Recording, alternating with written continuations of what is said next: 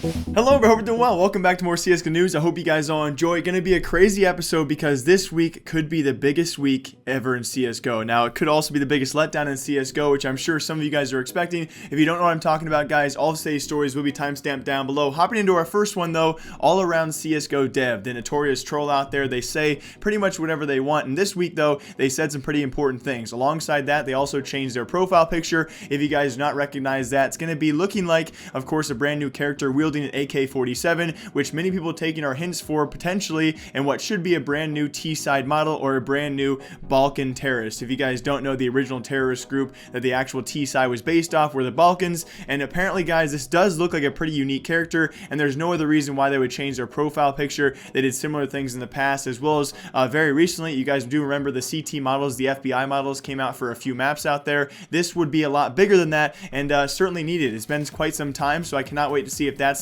the big change out there. But I sure do hope one thing, and that's that this is not the only change. There should be bigger things coming, whether it's an operation, whether it's survival mode, whether it's a battle royale. I think we're going to lean towards the survival mode / operation. There are many people out there taking to Reddit and forums and confirming this will be certainly true. The first of which, I'll link his video down below, guys, always does great work. That's actually Valve News Network. He does talk about what we can actually expect with our next operation. Will this be it, though, and will it be completely different from normal operations? It is certainly possible. If you guys look at the workshop as well, the deadlines for a lot of the maps that would potentially be of use right now, I wouldn't say the long list out there of there's really too good of maps to be using for this operation, so it could be a brand new type of operation, right? It could be based only off the survival mode. We are not really fully sure what to expect, but the one reason why I think it's actually coming, it's actually Wicked Player taking to Reddit, guys, saying he would put money on it that this Wednesday, of course, being tomorrow for me, maybe I guess it would be tomorrow for you guys too, because today is actually, a lot of you guys are European, so I get things mixed up here. But anyway, it should be a huge thing. If Wicked Player, I'll link his Twitter down below.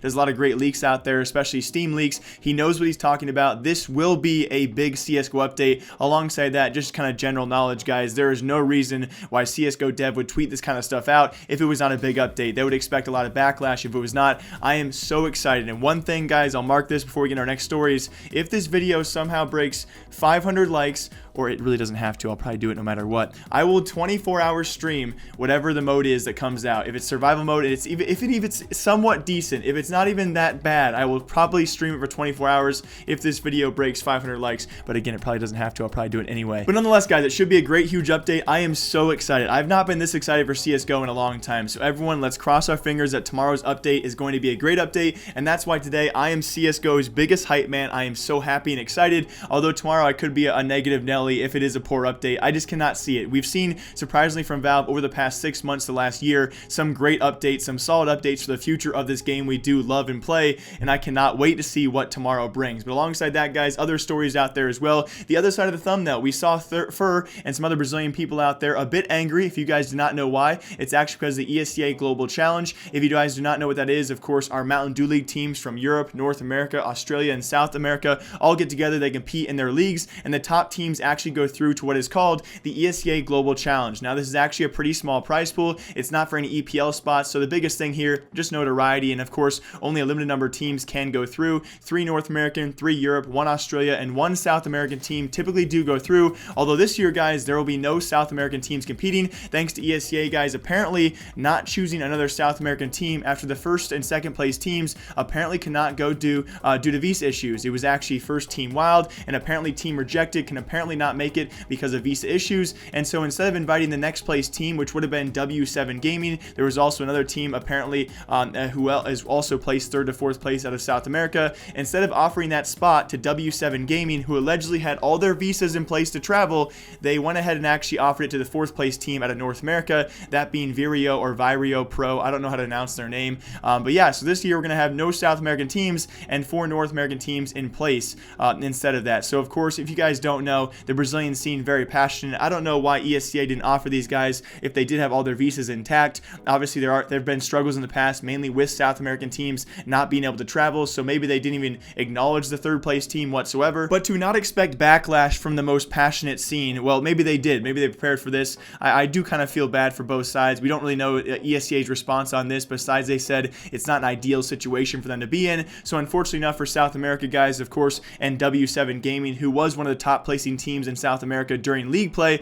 although just not playoffs, when it comes around for playoffs, guys, of course, a bit more nerve-wracking, a bit more on the line there. The third placing team out of South America, who rightfully deserved that spot, they had all their visas intact, will not be going to ESEA LAN Global Challenge and receiving that notoriety. And they probably could have competed, probably obviously wouldn't have probably finished top half. That would have been a decent finish for them. Nonetheless, though, guys, some upset Brazilians out there, and probably for good reason. It will be Virio Pro, though, or Virio Pro taking their place instead. And yeah, a lot of backlash out there because you Brazilians. And also, very lastly, guys, of course, EPL Season 8 finals are now going on. I honestly forgot they started midweek and ended this weekend, so that's why I didn't predict yesterday. My predictions are going to stay the same all the way through, guys. I think by far and away the two best teams here are Navi and Astralis, and of course, you probably throw in teams like Liquid, maybe an upset team like Big. Also, one of my favorite teams out there, Ghost Gaming, will also be in attendance. For the format, guys, one of my favorite formats out there, all initial matchups. Actually, we've already gone under some initial matchups today. I'll show you guys Group A and B on screen as well. The initial matchups will be best of ones.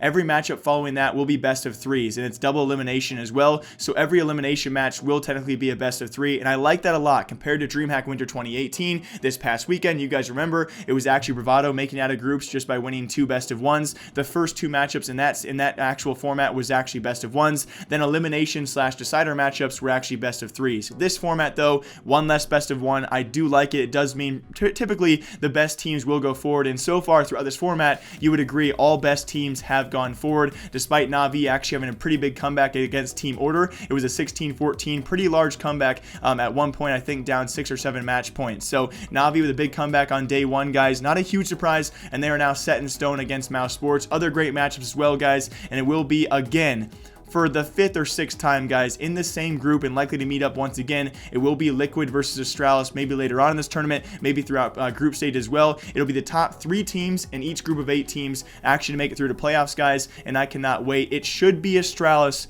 to win these EPL finals. There is no doubters out there. If you guys can throw your teams out there, if I was to pick a surprise team, I don't see, at this point, I don't even know if I could pick one. When you have a team as dominant as Astralis has been, and on top of that, people who don't realize, this will be their 4th ESL Premier victory, which would complete the Grand Slam. If you guys don't remember, the Intel / ESL Grand Slam does offer a $1 million prize to any team who can actually win 4 Premier ESL events in the running year. Now, this would be their 4th victory, guys, so you can imagine Astralis here is not only competing for the $250K prize pool, the $250K first place prize here for EPL Season 8 finals, they are now also competing for an extra $1 million. If we thought Astralis played very good CSGO the past 6 to 8 months on their own with just, typical prize pools, imagine throwing a $1 million prize pool, the largest single CSGO prize pool ever to be distributed to one single team out there in the Intel Grand Slam. Imagine what kind of good CSGO we are going to see. Although I do believe it's actually $100,000 going to the team who can actually beat these guys if they make the finals. So if Astralis makes the finals, and let's say it's Big who makes the finals as well, if Big beats Astralis, Astralis of course still has a couple more chances to actually win that $1 million, but Big would be rewarded because they stopped them from their 4th win with $100,000. So we're going to see some great CSGO no matter what, guys. Both teams, if Astralis actually makes the finals, the other team will also be competing for $100,000 on top of the EPL Season 8 finals prize pool. So it should be great CSGO no matter what, as these players here today, as well as this weekend, guys, are competing for a lot of money on the line. I cannot wait to see who takes it, though. I just can't pick against Astralis anymore because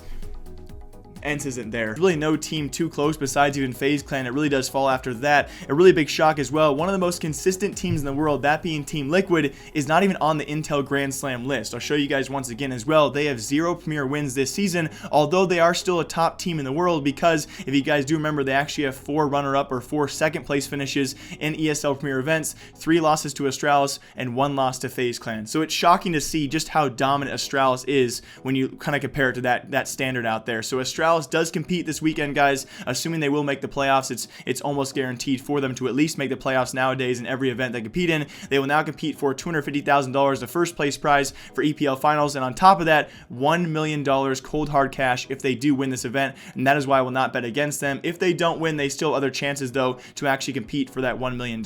As always, my name is Jake. I will see you guys back here tomorrow, okay? Tomorrow is going to be a big freaking day, and I cannot wait. Let's just cross our fingers once more that Valve does not let us all down. But as always, my name is Jake. I'll see you all then. Biggest ENCE fan in the world. Okay, see ya.